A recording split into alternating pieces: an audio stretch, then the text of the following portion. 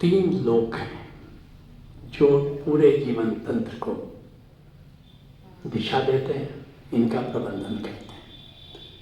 ब्रह्मलोक है world of creation, जिसे आजकल पास्ट लाइफ रिग्रेशनिस्ट कहते हैं। जर्नी ऑफ सोल के लेखक माइकल न्यूटन ने खूब इस पर मनन किया है और प्रयोगों द्वारा सिद्ध कर दिया है कि तीन लोक हैं। नाम अलग है, भारत में कुछ और कहते हैं, वैज्ञानिक आज के कुछ और कहते हैं। वर्ल्ड ऑफ क्रिएशन, जिसे भारत में ब्रह्मलोक कहते हैं।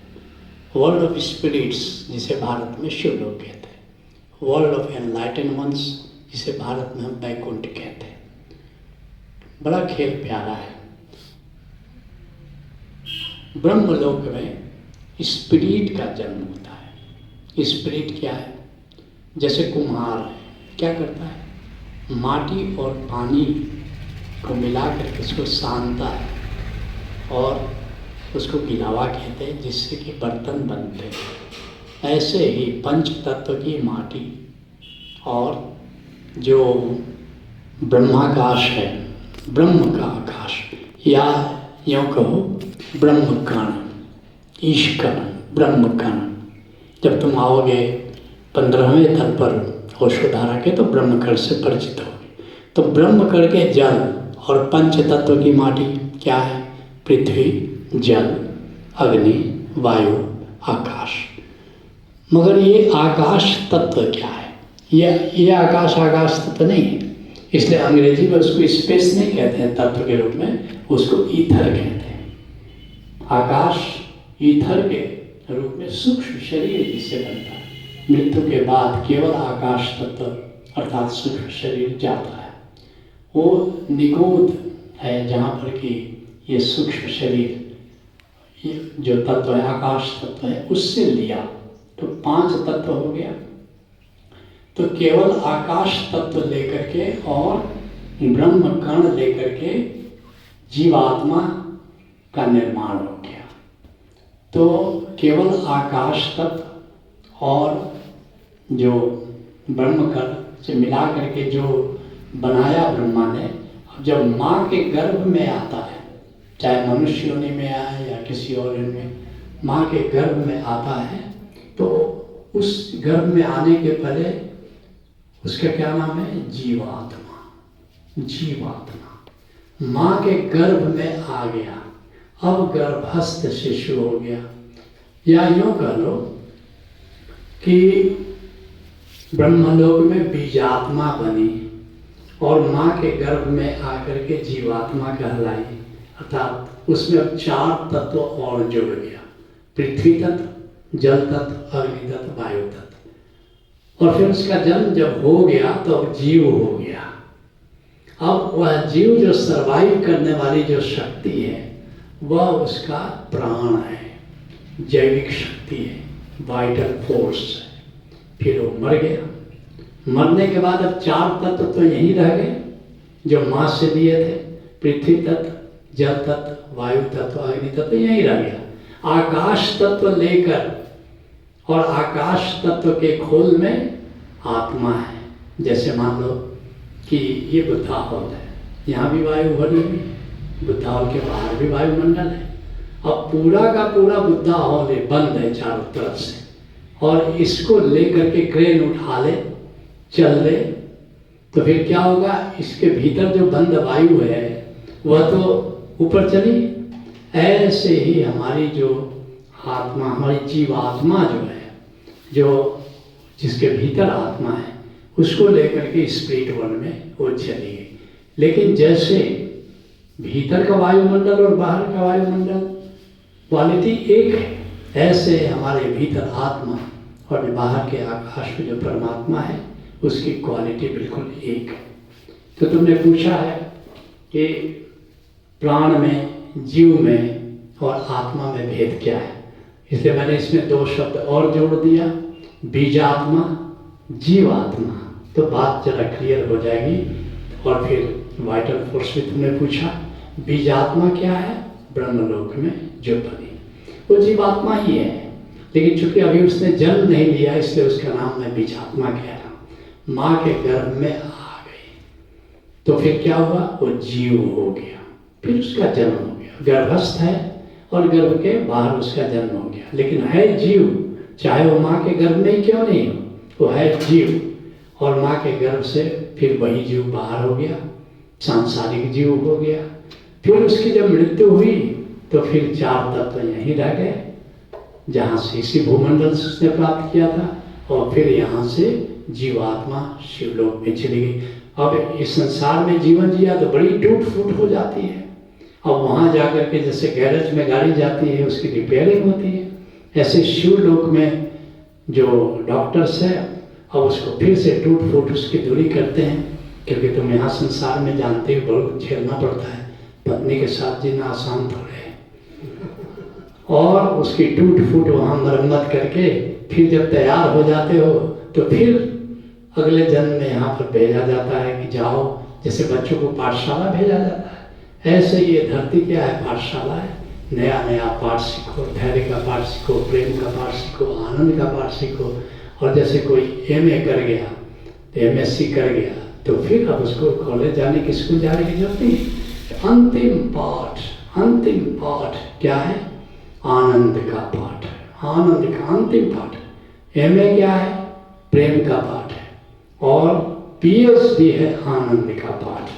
जब उसको भी पढ़ लिया तुमने तो फिर वैकुंठ में तुम्हारे लिए अब वहाँ स्थान है, और वहाँ से फिर अब पढ़ने के लिए नहीं आते हो, लेकिन एक यूनिवर्सिटी में पढ़ाने के लिए तो जाते हो, ऐसे तुम यहाँ पढ़ाने के लिए आते हो, संत रूप में आते हो, सदगुरु के रूप में आते हो। ऐसा ही ये खेल चला करता है। और जब यहाँ जीवन जीने के लिए ये जो प्राण का संचार होता रहता है, 72,000 नाड़ियों में प्राण का संचार हो, और जहाँ संचरण रुक जाता है वहीं पर रोग का जन्म हो जाता है। तो निश्चित जो तुम्हारी औषधियाँ हैं, योग की क्रियाएँ हैं, ध्यान की क्रियाएँ हैं, ये 72,000 नाड़ियों में प्राण का संचार करती रहती है। ये खेल बड़ा सुंदर है, और इस खेल में कोई भी इसमें इसको तुम चेंज करना चाहो ऐसी कोई गुंजाइश नहीं है। मैंने इस पर बहुत मनन किया है कि ये जो परमात्मा का खेल रचा हुआ है, ये जो परम नियम द्वारा ये जो जीवन चलता है, इस परम नियम में कुछ संशोधन हो सकता है कि नहीं हो सकता है। एक बार मैंने सपना देखा कि परमात्मा मेरे सामने आ गया और उसने कहा कि मैं तुम पर बहुत खुश हूँ, तुम कोई भी वर मांगो। मैंने कहा कि आप अपने अधिकार मुझे 24 घंटे के लिए दे सकते हो? उसने कहा बिल्कुल दे दिया। मैंने कहा कि ठीक, मैं इस संसार के नियम में कुछ परिवर्तन कर सकता हूँ? परमात्मा ने कहा कर सकते हो। मैंने कहा मृत्यु का इंस्टीट्यूशन हटा दो, there should not be any death. परमात्मा ने कहा तथास्तु। लेकिन उसने कैलेंडर को 20 साल आगे घुमा दिया, कहा कि अब तुम्हारे नियम से चल रही अपनी दुनिया को देखो। और मैंने देखा चारों तरफ बुड्ढे ही बुड्ढे, झुर्रियाँ ही झुर्रियाँ, दुनिया इतनी कुरूप लगने लगी। मैंने कहा हे परमात्मा, मेरा और समय कितना बचा है? कहा कि 1 मिनट बचा है, मैं जल्दी से मृत्यु ले आओ, जल्दी से लाओ, इन बुड्ढे ठुड्ढों को हटाओ यहाँ से। और फिर परमात्मा ने कहा कि चलो कोई बात नहीं है, आगे भी कभी कोई तुम संशोधन करना चाहो मेरे परम नियम में तो मैं तुम्हें अधिकृत करता हूँ। इस घटना के 10 साल बीत गए, आज तक मुझे कुछ भी नहीं सूझा। मैं तुमसे निवेदन करना चाहूँगा, तुम्हें कभी कोई सूझे तो मेरे पास प्रस्ताव देना, मैं निश्चित ही तुम्हारे प्रस्ताव को परमात्मा तक अग्रसारित कर दूँगा।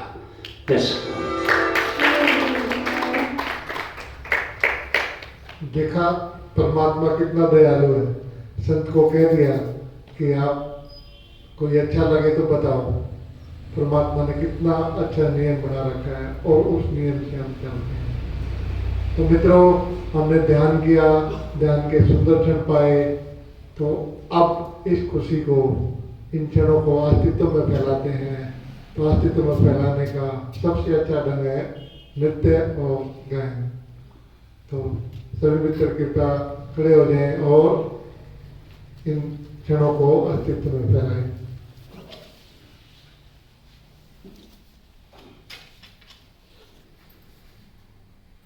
जीते का मजा क्या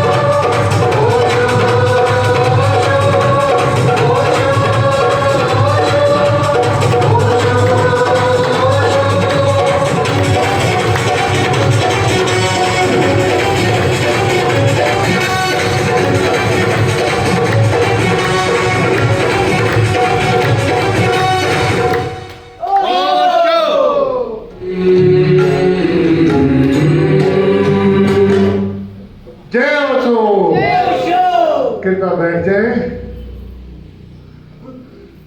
इतने सुंदर ध्यान और उत्सव के बाद इस सत्र को यही समाप्त करते हैं।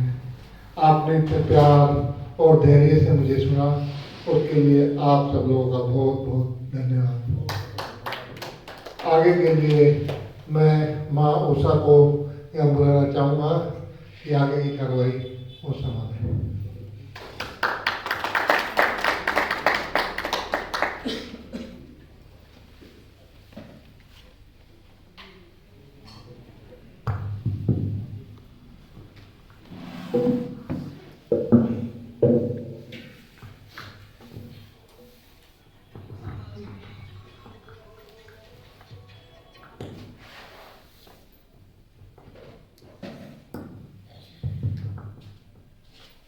प्रणाम प्यारे मित्रों।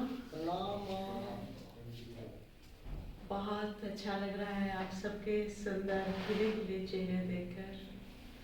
आवाज मेरी आ रही है प्रॉपर सभी को?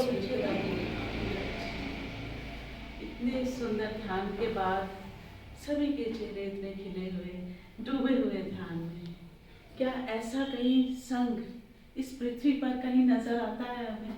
और कहीं नहीं, बिल्कुल भी नहीं। तो सबसे पहले हमारे बहुत ही प्यारे आचार्य जी, जिन्होंने बहुत सुंदर ध्यान कराया आज, और अभी तक लोग मैं देख पा रही हूँ ध्यान में डूबे हुए हैं। तो उन आचार्य जी के लिए एक बार बहुत जोरदार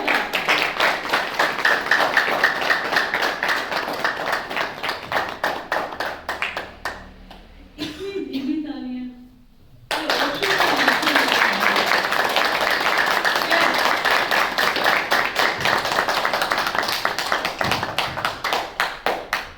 प्रेम से इतने सहज तरीके से हमें सबको ध्यान कराया, बहुत ही मजा आया। तो प्यारे मित्रों, हम जिस संघ से जुड़े हैं वो दुनिया में केवल अपने आप में एक अद्वितीय संघ है। ओशो धारा एक मिस्ट्री स्कूल है जहां एक एक स्टेप बाय स्टेप आपको ध्यान की गहराइयों में उतारा जाता है। हाथ पकड़कर कैसे सद्गुरु हमें अध्यात्म की यात्रा पर ले जाते हैं, ऐसा स्कूल पूरे दुनिया में कहीं भी नहीं है। प्यारे मित्रों, ये केवल और केवल संभव हो पाया है हमारे प्यारे स्मर्त गुरु की करुणा से। तो एक बार जोरदार तालियां हमारे स्मर्त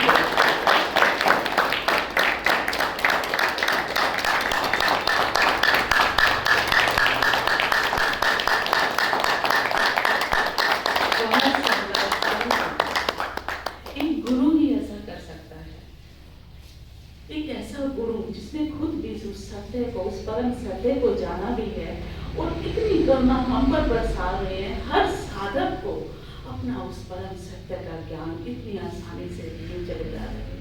ये जो बांटने की ये कला है वो इससे कोई नहीं कर सकती।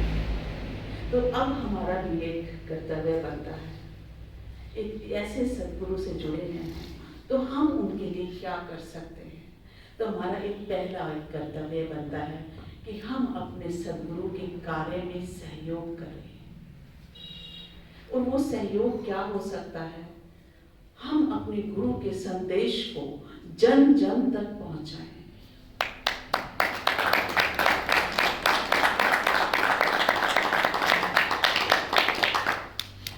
प्यारे मित्रों, जितना भी हो सके अपने गुरु के संदेश को जन जन तक पहुंचाने में अपना सहयोग करें।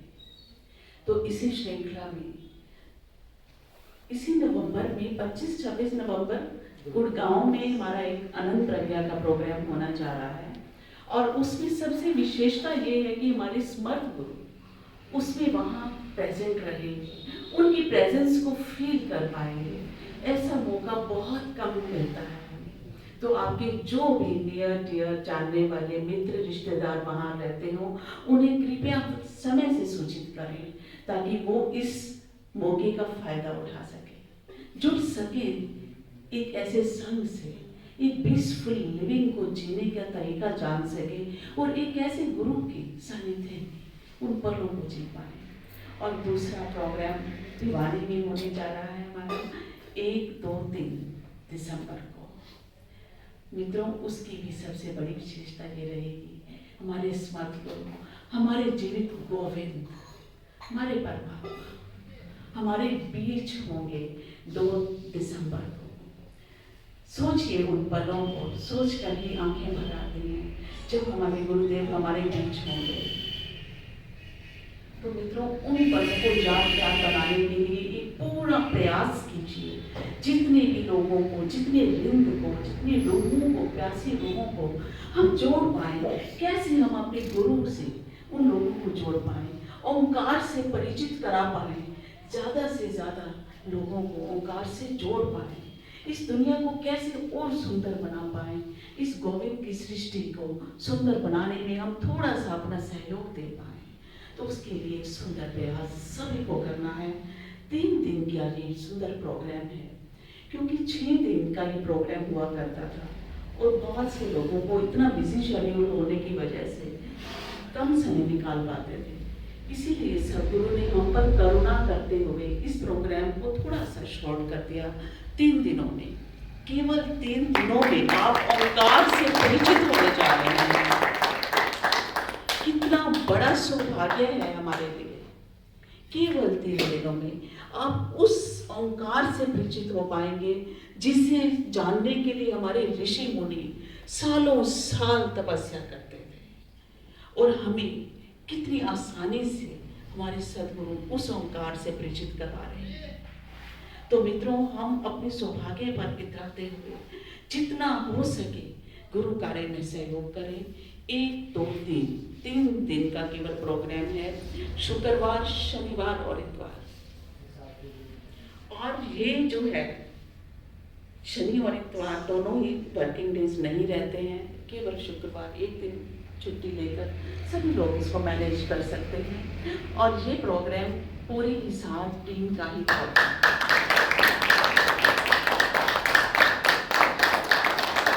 एक बार जोरदार तालियां हमारी हिसार टीम के लिए।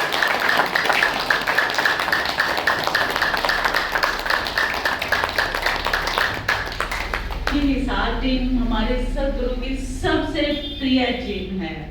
सदगुरु इतना भरोसा करते हैं हिसार टीम पर। तो ये जो भिवानी का प्रोग्राम है, ये हमारा ही प्रोग्राम है, हिसार टीम का ही। वहाँ 12 साल के बाद आज भिवानी में कोई प्रोग्राम होने जा रहा है। हमें एक इतिहास रच देना है वहाँ पर। हमारे सदगुरु को हमारे पर एक और फख्र करने का मौका मिलना चाहिए कि हम उनके सदशिष्य हो पाए। एक ऐसा प्रयास हम सबको करना है। इसी के साथ में अपनी वाणी को विराम दूंगी। जय ओशो। तो सभी मित्र एक बार आगे आ जाएंगे। बहुत सुंदर पिक।